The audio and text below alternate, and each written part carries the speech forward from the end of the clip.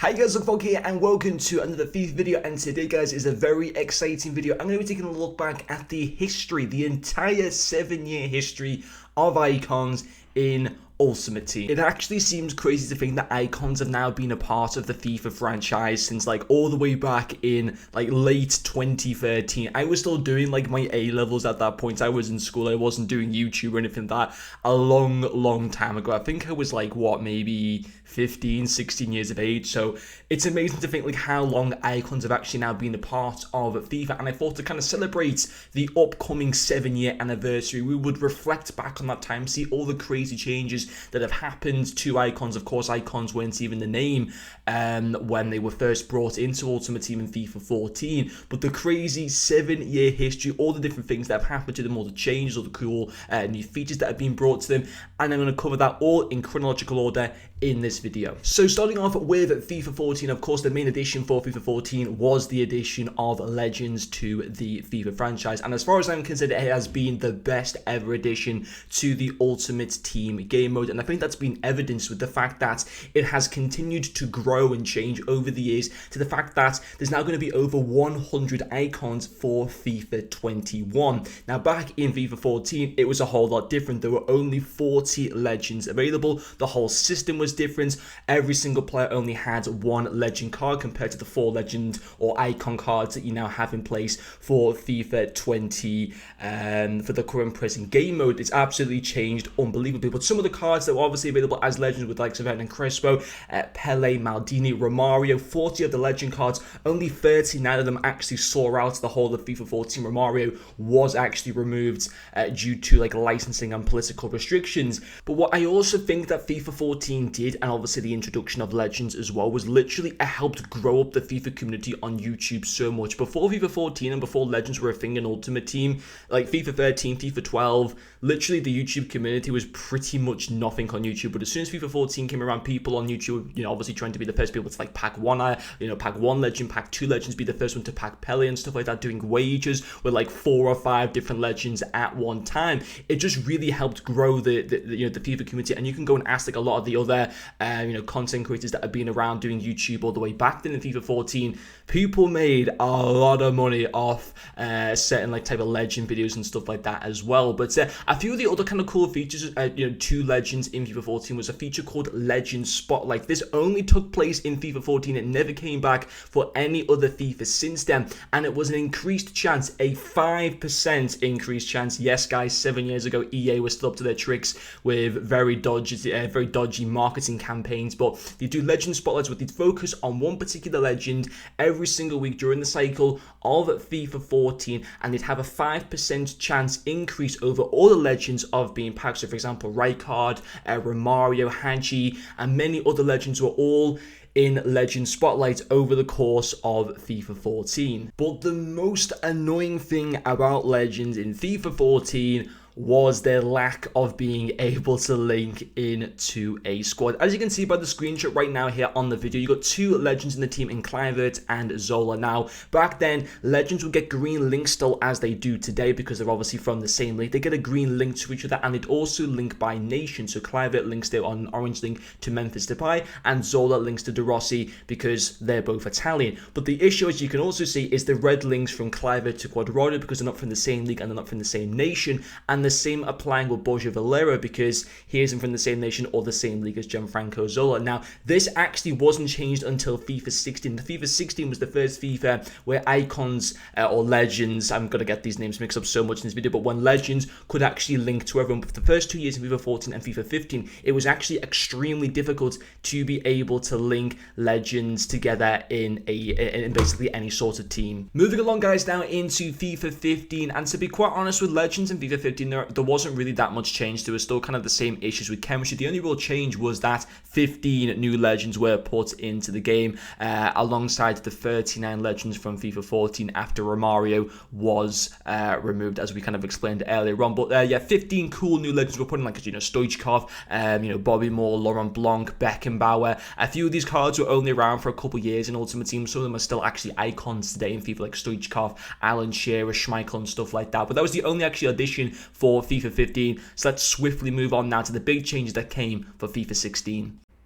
Moving along now, guys, into FIFA 16, which for me kind of brought the first main positive changes to icons within Ultimate Team. First of all, 8 new icons were released. The main kind of fan favorite being George Best. He was absolutely insane. But one of the main cool features about icons, or legends, back in FIFA 16 was legend chemistry. Now, legend chemistry from FIFA 16 up until present day has remained the same, but as I said before, FIFA 14 and FIFA 15, legend chemistry was just so annoying. But FIFA 16 changed that forever and has stayed the same up till present day. As you can see by the screenshots here right now, if a legend and any other player who obviously wasn't a legend, so for example Lionel Messi, because both of them are from Argentina, they would now get a green link, whereas back in FIFA 14 and FIFA 15 they only would have gotten orange link. Now Varane, who has no link at all in terms of nation or being from the same league to Zanetti, would now get an orange link, as previously it would have been a red link. So it just allowed legends to be able to fit a lot more easier into teams. Previous cards like George Weah, where he was very hard to fit into teams because of the fact that his nation didn't really have any other good players actually from Liberia at the same time. He was very hard to actually fit into teams, but now that kind of allowed icons from more obscure nations to be able to fit a lot more easier into teams. And also, guys, the introduction of the draft allowed it a lot more easier to be able to kind of test out legends if you were looking to find them by picking them in legends drafts.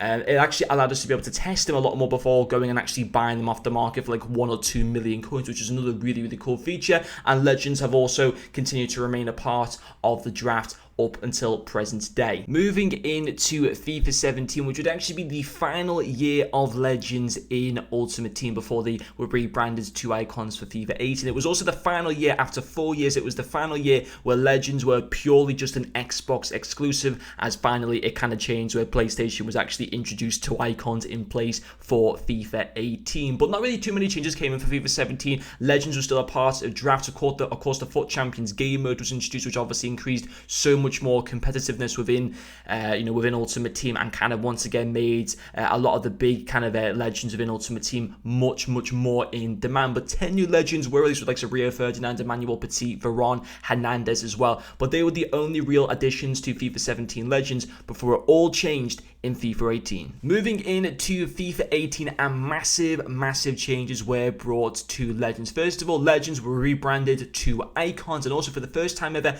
PlayStation were able to use icons in FIFA Ultimate Team. Between FIFA 14 and FIFA 17, Legends had always been an Xbox exclusive, but with the introduction of icons for FIFA 18, it all completely changed. Now, one of the more interesting things as well was there were only 40 icons available in FIFA 18. There actually have been 76 Legends available in FIFA 17. So lots of Legends sadly didn't make it as icons, but even so, for FIFA 18, a lot of new cool icons that we'd never seen before in FIFA were released. For example, R9 came in as like a new massive icon, Diego Maradona came in, Thierry Henry came in as well. Lots of really awesome icons were added to FIFA 18. Also, a new thing was icon stories, and the ability that every single icon in FIFA 18 had 3 different cards, unlike in previous versions of FIFA between FIFA 14 and FIFA 17, where every legend only had 1 card. That completely changed for FIFA 18. Every player would have a base card, a mid-tier card, and a prime card. The prime card, of course, celebrating their most best parts of their career. Some of the cards as well, for example, Rio Ferdinand, Ronaldinho, Maradona, all had different in-game styles as well for each card. So the baby Maradona would look different to the prime Maradona. The mid-tier Rio Ferdinand would look different to the prime Rio Ferdinand. And it was cool, small features like that that kind of just made FIFA icons a massive part of FIFA Ultimate Team. Also, guys, another massive addition to FIFA 18 was icon SBCs, such a fan favorite, which was in place from FIFA 18 to FIFA 19, and it absolutely love to see it back in place for FIFA 21. It was kind of branded as Throwback Thursdays, where maybe 1 or 2 icons every single Thursday would receive an icon SBC that had segments where you had to complete them by maybe submitting like an 86 rated squad and an 88 rated squad. Some icons, of course, for the lower tier prime icons were easy to be able to complete than some of the more expensive, more kind of better just prime icons in general. Only prime icons of each card would receive SBCs. The mid tier and the base tier would only be available through being able to buy them off the Xbox or PlayStation markets. But it was a really, really cool feature. It actually made the Prime icons a lot more accessible than having to go and spend lots of money to get them off the market. Although you'd only get them as untradeable cards, it made them a lot more affordable for people to be able to grind the game and be able to get them through completing the SBCs. It was a fantastic feature, and I hope that they bring it back for FIFA 21. But it just made the FIFA 18 icons such a popular part of the Ultimate Team game mode. Moving along into FIFA 19, and an additional 30 new icons will join the 40 icons that were in place in FIFA 18. So 70 icons were in FIFA 19, and also another new card type was added to icons as well. Prime icon moments became a new thing like midway through FIFA 19. Was it a marketing move by EA to make more money? Probably it was, because it was never ever revealed in information before the game came out. A lot of people within the community were really, really upset when Prime Icon Moments did come around, and I kind of was at first as well, but I then come around to like it because of the real cool feature that they had dynamic images to their card types, which is just something that I personally really, really liked. Prime Icon Moments would also replace Prime Icons in the SB section as well. That kind of actually made it sort of affordable to be able to get Prime Icon Moments, as to buy them off the market, a lot of them were extinct, or they were just purely way too expensive. And it would also be the last year that Prime Icons and Prime Icon Moments would be available in SBCs, as it would all change for FIFA 20. And now, guys, we are up to present time with FIFA 2014. More icons were released to go alongside the 70 already in place for, or at least since FIFA 19. Also, a new thing that kind of came into icons for FIFA 20 was actually the release of when certain card types would be available. So at the start of FIFA 20, you can see by the timeline here, base and mid-tier cards were available in packs, and over the course of the year, base cards at one point will go out of packs and just be the mid-tiers and the primes, and then the mid-tiers will go out of packs, and then moments and primes would just be in packs. So it's like a new system that was in place for FIFA 20 that we actually hadn't seen in any other previous FIFA. We don't know if that will remain in place for FIFA 21. I'm not really too sure. I'm kind of fine if it doesn't, to be quite honest, because obviously base cards after the Christmas time kind of become like a bit useless anyway, to be quite honest. Also, Icon SBCs completely went after two very successful and popular years of Icon SBCs in FIFA 18 and FIFA 19 when they were fan favorites. EA removed them for FIFA 20, and actually it allowed us to be able to get icons for free through Icon Swaps. But the whole thing for Icon Swaps was actually, it was a very kind of, it wasn't the best system. Like, a lot of the objectives to be able to get the icons were very boring. It created like very toxic, hostile environments when trying to be able to get the icon swaps as well. And I personally hope that icon swaps actually aren't a thing in FIFA 21, and EA reverts back to like throwback Thursdays for like for icon SBCs and stuff like that. That's what, that's what I hope that they do. But obviously we'll have to kind of wait and see what they end up doing. And then we do actually finish off as well with the icons that will be in place for FIFA 21. Where we're going to be getting like 15 new icons as well, which should be very nice. So that's the entire history of icons and legends in Ultimate Team. I know it was a bit of a different video. I mightn't have like done the video to the best of my abilities because, of course, I'm not really used to making videos like this. But hopefully you guys have enjoyed that. I want to give it like a go anyway and see how well I could do it. I'm sure obviously there's a lot better people who are better at editing and stuff like that who can do this video a lot better than I can. But even so, hopefully you guys have enjoyed this video, and I'll see you guys later.